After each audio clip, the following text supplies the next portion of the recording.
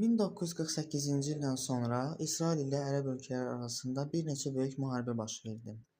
Bu müharibələr regionu uzun illər gərginlikdə saxladı. Amma 1979-cu ildə çox vacib və tarix dəyişdirən bir hadisə baş verdi. Misir İsraillə sülh müqaviləsi imzaladı. Bəs bu necə oldu? Misirin prezidenti Ənvər Sadat idi. O başa düşürdü ki, İsraillə davam edən müharibələr ölkəni həm iqtisadi, həm də hərbi cəhətdən çox yorur. Misir uzun illər müharibə aparmışdı və artıq böyük itkilər vermişdi. 1978-ci ildə ABŞ prezidenti Jimmy Carter vasitəçilik etdi və İsrail baş naziri Menachem Begin ilə Ənvər Sadat ABŞ-ın Camp David adlı yerində danışıqlara başladılar və bir il sonra 1979-cu ildə Misir və İsrail arasında sülh müqaviləsi imzalandı. Bu müqaviləyə görə İsrail Misirə Sinay yarımadasını geri qaytardı, Misir İsraili rəsmi olaraq tanıdı, iki ölkə arasında müharibə bitdi.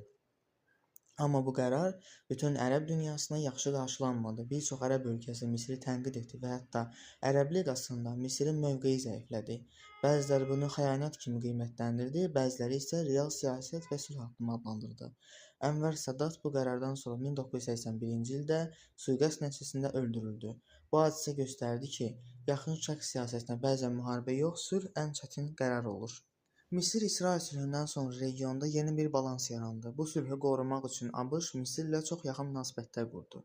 ABŞ-ın Misirə köməyinin əsas səbəbləri bunlardır. 1. Sülhü qorumaq. Camp David müqaviləsindən sonra ABŞ istəyirdi ki, Misir və İsrail arasında müharibə yenidən başlamasın, region sabit qalsın. Ona görə ABŞ Misiri sülhün əsas dayağı kimi gördü. 2. Hərbi yardım. ABŞ Misirə hər il milyardlarla dollar dəyərində hərbi texnika, silah, təlim dəstəyi verir. Misir bu yardımla öz ordusunu güclü saxlayır. 3. Strateji mövqe. Misir çox vacib yerdə yerləşir. Süveyş kanalı dünya ticarətinin əsas yolu, Afrika və Yaxın Şərq arasında körpüdür. ABŞ üçün bu çox strateji bir bölgədir. 4. İsrailin təhlükəsizliyi.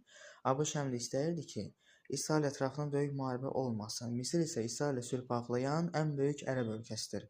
Ona görə ABŞ Misirə həm siyasi dəstək verir, həm iqtisadi yardım edir, həm də hərbi yardım göstərir. Yəni bu yardım hədiyyə deyil, regionda balans saxlamaq üçün strateji siyasətdir.